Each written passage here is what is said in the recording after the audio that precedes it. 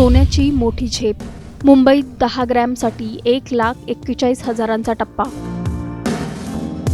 गुंतवणूकदारांची चांदी, ग्राहकांची चिंता वाढली.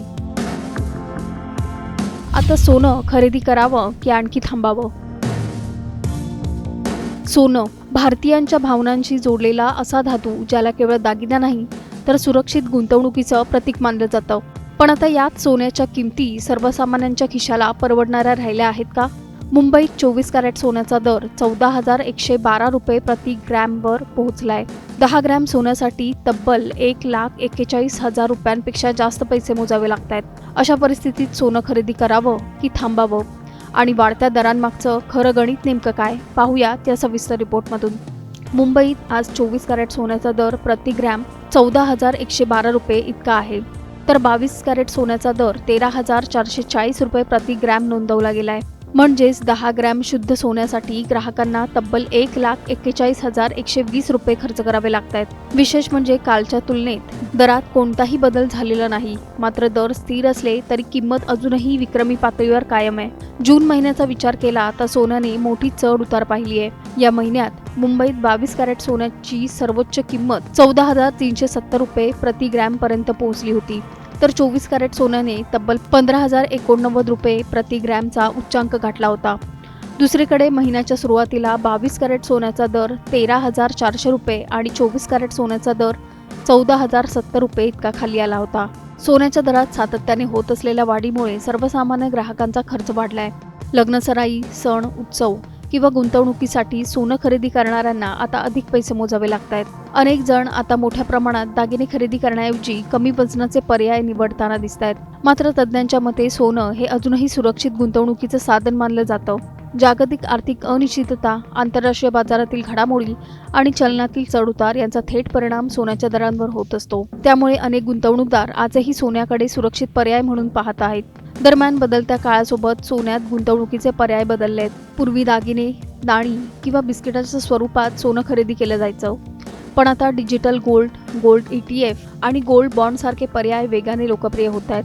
या योजनांमध्ये गुंतवणूक केल्यास सोन्याची सुरक्षितता मिळतेच, शिवाय खरेदी विक्रीची प्रक्रिया देखील अधिक सोपी आणि जलद होते. म्हणूनच आजचा प्रश्न केवळ सोन्याच्या किमतीचा नाही तर योग्य वेळी योग्य गुंतवणूक करण्याचा आहे.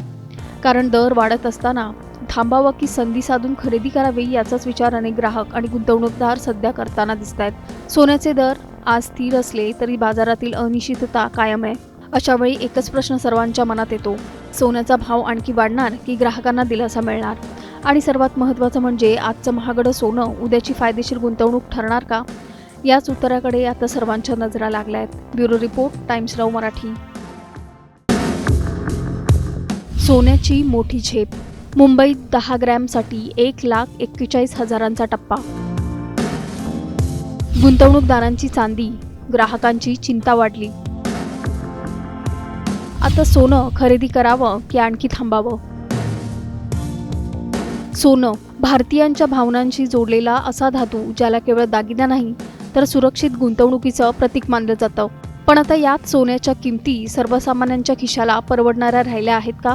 मुंबईत 24 कॅरेट सोन्याचा दर 14,112 रुपये प्रति ग्रॅमवर पोहोचलाय. 10 ग्रॅम सोन्यासाठी तब्बल 1,41,000 रुपयांपेक्षा जास्त पैसे मोजावे लागत आहेत. अशा परिस्थितीत सोनं खरेदी करावं की थांबावं आणि वाढत्या दरांमागचं खरं गणित नेमकं काय पाहूयात या सविस्तर रिपोर्टमधून. मुंबईत आज 24 कॅरेट सोन्याचा दर प्रति ग्रॅम 14,112 रुपये इतका आहे, तर 22 कॅरेट सोन्याचा दर 13,440 रुपये प्रति ग्रॅम नोंदवला गेलाय. म्हणजेच 10 ग्रॅम शुद्ध सोन्यासाठी ग्राहकांना तब्बल 1,41,120 रुपये खर्च करावे लागत आहेत. विशेष म्हणजे कालच्या तुलनेत दरात कोणताही बदल झालेला नाही, मात्र दर स्थिर असले तरी किंमत अजूनही विक्रमी पातळीवर कायम आहे. जून महिन्याचा विचार केला तर सोन्याने मोठी चढ उतार पाहिली आहे. या महिन्यात मुंबईत 22 कॅरेट सोन्याची सर्वोच्च किंमत 14,370 रुपये प्रति ग्रॅम पर्यंत पोहोचली होती, तर 24 कॅरेट सोन्याने तब्बल 15,089 रुपये प्रति ग्रॅमचा उच्चांक गाठला होता. दुसरीकडे महिन्याच्या सुरुवातीला 22 कॅरेट सोन्याचा दर 13,400 रुपये आणि 24 कॅरेट सोन्याचा दर 14,070 रुपये इतका खाली आला होता.